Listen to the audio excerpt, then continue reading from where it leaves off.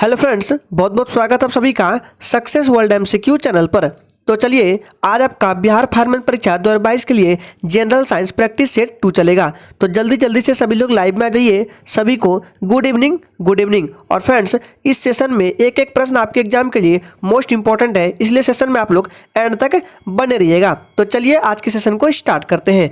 तो सबसे पहला प्रश्न है, शरीर के अंदर रक्त का स्कंदन किसकी उपस्थिति के कारण नहीं होता है? मोस्ट इंपॉर्टेंट प्रश्न आपके एग्जाम के लिए। चलिए फटाफट से लाइव चैट में आंसर करते जाएंगे। और फ्रेंड्स, ये क्लास आपका हर रोज रात 8 बजे होता है। चलिए, तो इसका राइट आंसर जो भी बच्चे ऑप्शन बी को दे रहे हैं लाइव चैट में बिल्कुल सही जवाब दे रहे हैं, हिपैरिन हो जाएगा। याद रखिएगा, शरीर के अंदर रक्त का स्कंदन जो है ये हिपैरिन की उपस्थिति के कारण नहीं हो पाता है। ऑप्शन बी इस प्रश्न का बिल्कुल राइट आंसर हो जाएगा। मोस्ट इंपॉर्टेंट प्रश्न है, इसको ध्यान रखना है। चलिए आगे बढ़ते हैं। दूसरा प्रश्न है, संचार में प्रयुक्त फाइबर ऑप्टिकल केबल किस सिद्धांत पर कार्य करता है? मोस्ट इंपॉर्टेंट प्रश्न है आपके एग्जाम के लिए। चलिए फटाफट से आंसर करते जाएंगे। और जो भी स्टूडेंट चैनल पर पहली बार आए चैनल को सब्सक्राइब करके और साथ में बेल आइकन को भी प्रेस कर लेंगे, ताकि इस तरह की इंपॉर्टेंट क्लास आपसे कभी मिस ना हो। तो इसका राइट आंसर क्या आ जाएगा? संचार में प्रयुक्त फाइबर ऑप्टिकल केबल जो है ये प्रकाश के पूर्ण आंतरिक परावर्तन के सिद्धांत पर कार्य करता है। ऑप्शन डी इस प्रश्न का बिल्कुल सही जवाब हो जाएगा। याद रखना है, प्रकाश के पूर्ण आंतरिक परावर्तन। तीसरा प्रश्न है, लोहे के ऊपर जिंक की परत चढ़ाने को क्या कहते हैं? मोस्ट इंपॉर्टेंट प्रश्न आंसर करेंगे।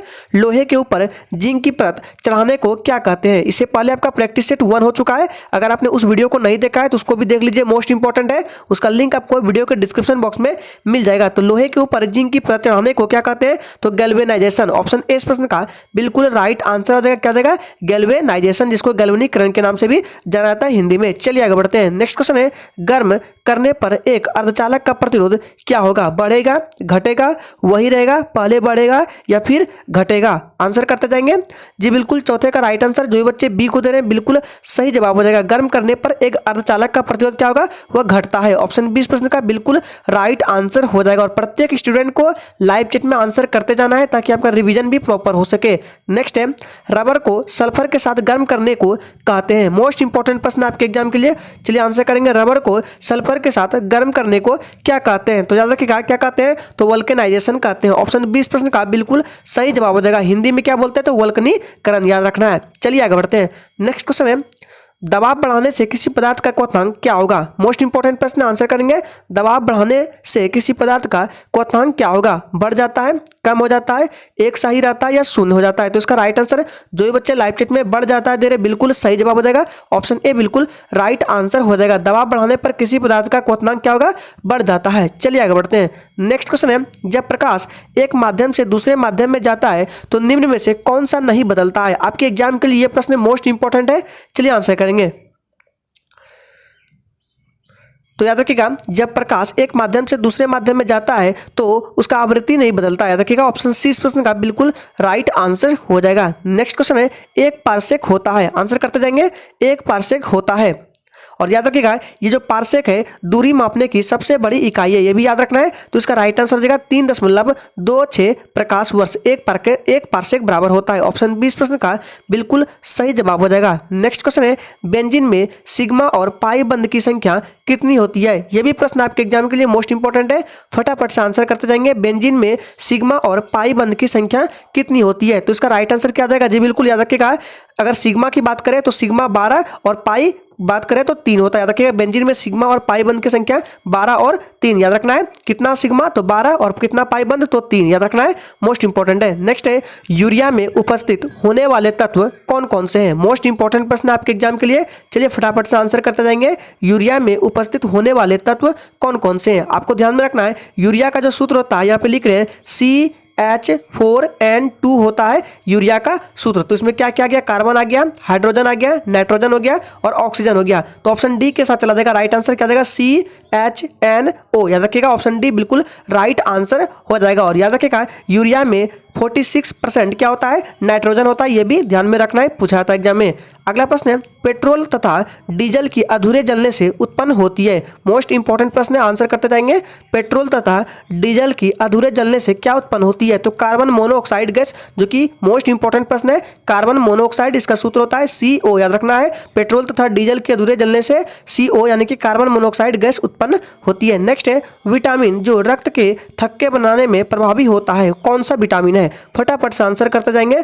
विटामिन जो रक्त के थक्के बनाने में प्रभावी होता है, कौन सा विटामिन है? तो विटामिन के है, याद रखना है। विटामिन के जिसका रासायनिक नाम क्या होता है? तो इसका फिलोक्विनोन होता है। और विटामिन डी का रासायनिक नाम क्या होता है? तो याद रखिएगा थायमिन होता है। विटामिन ए का रेटिनॉल, विटामिन बी का क्या होता है? तो थायमिन होता है। सभी को याद रखना है। नेक्स्ट क्वेश्चन है रक्त समूह का आविष्कार किसने किया? मोस्ट इंपॉर्टेंट प्रश्न है।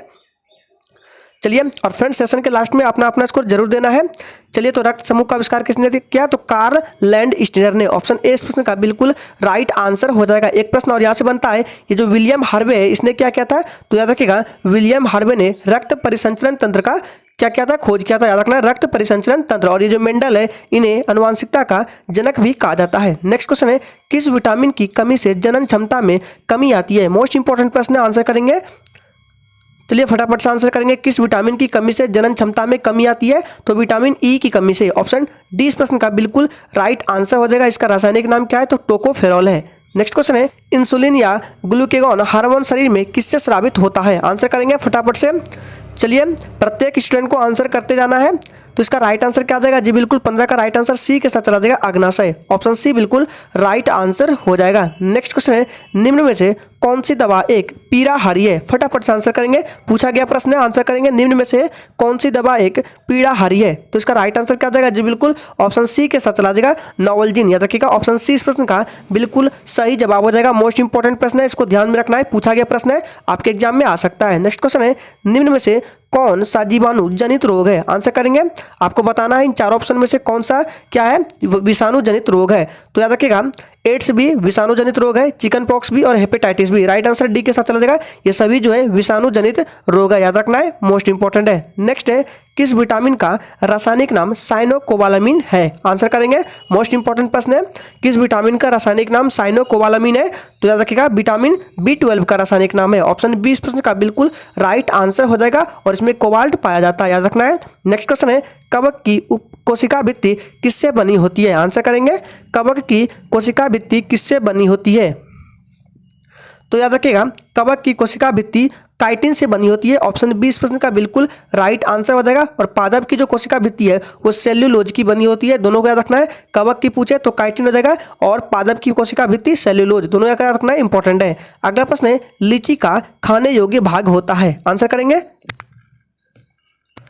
चलिए फटाफट से आंसर करेंगे। लीची का खाने योग्य भाग कौन सा होता है? तो एरिल होता है। ऑप्शन बी इस प्रश्न का बिल्कुल सही जवाब हो जाएगा। नेक्स्ट क्वेश्चन है कोबाल्ट 60 समस्थानिक का प्रयोग किसके उपचार में होता है? फटाफट से आंसर करेंगे। कोबाल्ट 60 समस्थानिक का प्रयोग किसके उपचार में होता है? तो याद रखिएगा कैंसर के उपयोग में होता उपचार में होता है। राइट आंसर बी के साथ चला जाएगा कर्क रोग में। ऑप्शन बी बिल्कुल राइट आंसर हो जाएगा। नेक्स्ट क्वेश्चन है निम्न में से कौन से रंग के लिए प्रकाश का प्रकीर्णन अधिकतम होता है? आंसर करते जाएंगे। चलिए फटाफट से आंसर करेंगे। जी बिल्कुल ये क्लास आपको हर रोज रात 8 बजे मिलेगा। तो निम्न में से कौन से रंग के लिए प्रकाश का प्रकीर्णन अधिकतम होता है? तो इसका राइट आंसर क्या जाएगा? जी बिल्कुल डी के साथ चला जाएगा बैगनी। ऑप्शन डी बिल्कुल राइट आंसर हो जाएगा। बैगनी के क्या होता है? बैगनी रंग का प्रकीर्णन अधिकतम होता है। और यह भी याद रखना है जिसका तरंग दैर्घ्य सबसे अधिक होता है उसका प्रकीर्णन सबसे कम होता है, याद रखना है। तो सबसे कम किसका हो जाएगा प्रकीर्णन? लाल का हो जाएगा। और सबसे अधिक प्रकीर्णन किसका हो जाएगा? तो बैगनी का। दोनों को याद रखना इंपॉर्टेंट है। नेक्स्ट है मानव के शरीर की कौन सी शिरा में ऑक्सीजन सहित रक्त होता है? मोस्ट इंपॉर्टेंट प्रश्न, आंसर करेंगे। चलिए तो इसका राइट आंसर क्या जाएगा? जी बिल्कुल ऑप्शन ए के साथ चला जाएगा। क्या जाएगा? पल्मोनरी शिरा, जिसको फुसफुस शिरा के नाम से भी जाना जाता है, याद रखना है, मोस्ट इंपॉर्टेंट प्रश्न है। चलिए आगे देखते हैं। नेक्स्ट क्वेश्चन है निम्न में से कौन सी प्रक्रिया ठोस को सीधे गैस में परिवर्तित कर देती है? मोस्ट इंपॉर्टेंट प्रश्न है आपके एग्जाम के लिए। चलिए फटाफट से आंसर करेंगे। और अगर आपको ये सेशन अच्छा लग रहा है तो सभी लोग दिल से सेशन को एक बार लाइक कर देंगे और अपने सभी मित्रों के साथ सेशन को शेयर करेंगे। तो याद रखिएगा ऊर्ध्वापातन राइट आंसर हो जाएगा। ऊर्ध्वापातन प्रक्रिया में क्या होता है? ठोस जो है सीधे गैस में परिवर्तित हो जाता है। ऑप्शन ए इस प्रश्न का बिल्कुल राइट आंसर हो जाएगा। नेक्स्ट क्वेश्चन है निम्न में से कौन सा पादप हार्मोन नहीं है? चलिए फटाफट से आंसर करते जाएंगे। निम्न में से कौन सा पादप हार्मोन नहीं है? तो इसका राइट आंसर क्या जाएगा? जी बिल्कुल ऑप्शन बी के साथ चला जाएगा। 25 का राइट आंसर बी हो जाएगा एसिटिलीन। ऑप्शन बी इस प्रश्न का बिल्कुल राइट आंसर है। नेक्स्ट क्वेश्चन है मनुष्य के शरीर के किस ग्रंथि से वृद्धि हार्मोन स्रावित होता है? आंसर करेंगे। चलिए, तो मनुष्य के शरीर के किस ग्रंथि से वृद्धि हार्मोन स्रावित होता है? तो पीयूष ग्रंथि से। ऑप्शन ए इस प्रश्न का बिल्कुल राइट आंसर हो जाएगा। पीयूष ग्रंथि को मास्टर ग्रंथि भी कहते हैं, याद रखना है। नेक्स्ट क्वेश्चन है, निम्न में से मीन वर्ग से संबंधित कौन से है? चलिए आंसर करेंगे। मीन वर्ग से संबंधित है, चार ऑप्शन में से बताना है। मीन का मतलब होता है मछली। इन चारों ऑप्शन में से किसको हम मछली बोलेंगे? तो इसका राइट आंसर हो जाएगा शार्क को। ऑप्शन 20 प्रश्न का बिल्कुल राइट आंसर हो जाएगा। व्हेल जो है ये मछली के अंतर्गत नहीं आता, स्टार फिश भी और सिल्वर फिश भी। व्हेल जो है ये मछली से संबंधित है। ऑप्शन 20 प्रश्न का बिल्कुल राइट आंसर हो जाएगा। नेक्स्ट क्वेश्चन है, प्रत्यावर्ती धारा को दिष्ट धारा में परिवर्तित करने वाली युक्ति को क्या कहते हैं? आंसर करेंगे, फटाफट से आंसर करते जाएंगे। प्रत्यावर्ती धारा को दिष्ट धारा में परिवर्तित करने वाली युक्ति को क्या कहते हैं? तो याद रखिएगा, रेक्टिफायर के नाम से जाना जाता है। ऑप्शन डी इस प्रश्न का बिल्कुल सही जवाब है। चलिए आगे बढ़ते हैं। नेक्स्ट क्वेश्चन है, मटर में मार्स रोग किसकी कमी से होता है? अत्यंत महत्वपूर्ण प्रश्न है, फटाफट से आंसर करेंगे। एक आपका होता है धान में, तो याद रखिएगा धान में जो खैरा रोग होता है वो जस्ता की कमी से होता है, और मटर में जो मार्स गैस है ये मैग्नीज की कमी से होता है। दोनों को याद रखना है, आपके एग्जाम के लिए इंपॉर्टेंट है। धान में खैरा रोग जस्ता की कमी से और मटर में मार्स रोग मैग्नीज की कमी से, दोनों को याद रखना है। अगला प्रश्न है, वह पदार्थ जो जल में घुलकर H+ आयन देता है उसे क्या कहते हैं? आंसर करेंगे, भस्म, अम्ल, धातु या अधातु। चलिए, तो इसका राइट आंसर क्या आ जाएगा? याद रखिएगा, वह पदार्थ जो जल में घुलकर H+ आयन देता है उसे क्या कहते हैं? तो अम्ल कहते हैं। ऑप्शन 20 प्रश्न का बिल्कुल सही जवाब हो जाएगा। अगला प्रश्न है, प्लास्टर ऑफ पेरिस का रासायनिक सूत्र क्या है? मोस्ट इंपॉर्टेंट प्रश्न है आपके एग्जाम के लिए। चलिए आंसर करेंगे, प्लास्टर ऑफ पेरिस का रासायनिक सूत्र क्या होता है? आंसर करते जाएंगे। चलिए, तो इसका राइट आंसर क्या आ जाएगा? CaSO4 × ½ H2O। याद रखिएगा, प्लास्टर ऑफ पेरिस का रासायनिक सूत्र होता है। एक होता है आपका जिप्सम, तो जिप्सम का रासायनिक सूत्र पूछे तो उसका होता है CaSO4 × 2H2O। ऑप्शन बी में जो है ये जिप्सम का रासायनिक सूत्र है, और ऑप्शन ए में जो है ये प्लास्टर ऑफ पेरिस का रासायनिक सूत्र है। दोनों को याद रखना है, इंपॉर्टेंट है। नेक्स्ट क्वेश्चन है, निम्न में से धातु कौन सा है? आपको आंसर करना है, निम्न में से कौन सा धातु है? चलिए, तो याद रखिएगा, कॉपर जो है ये एक धातु है। ऑप्शन सी इस प्रश्न का बिल्कुल राइट आंसर हो जाएगा। नेक्स्ट है, लोहा से जिंक लेपित करने की क्रिया को क्या कहते हैं? अत्यंत महत्वपूर्ण प्रश्न, आंसर करते जाएंगे। लोहा से जिंक लेपित करने की क्रिया को क्या कहते हैं? तो याद रखिएगा, गैल्वेनीकरण कहते हैं। ऑप्शन 20 प्रश्न का बिल्कुल सही जवाब हो जाएगा। चलिए आगे बढ़ते हैं। अगला प्रश्न है, निम्नांकित में से कौन उपधातु है? आंसर करते जाएंगे, निम्नांकित में से कौन उपधातु है? चलिए फटाफट से आंसर करेंगे। यहाँ पे अधातु लिखा गया, उपधातु होगा, तो उपधातु जो है ये क्या है? Sb है, याद रखना है। ऑप्शन 20 प्रश्न का बिल्कुल राइट आंसर हो जाएगा। क्या है? निम्नांकित में कौन उपधातु है? तो Sb है। चलिए आगे बढ़ते हैं। अगला प्रश्न है, शुद्ध सोना कितने कैरेट का होता है? ऑप्शन आपके सामने 4 है। चलिए फटाफट से आंसर करते देंगे, और इसका आंसर आपको कमेंट बॉक्स में देना है। देखते हैं कितने बच्चे आंसर कर पाते हैं। शुद्ध सोना कितने कैरेट का होता है? नेक्स्ट क्वेश्चन है, स्टेनलेस स्टील धातु है। आंसर करेंगे, स्टेनलेस स्टील जो है ये धातु है। किस किस का मिश्रण होता है स्टेनलेस स्टील? आपको बताना है।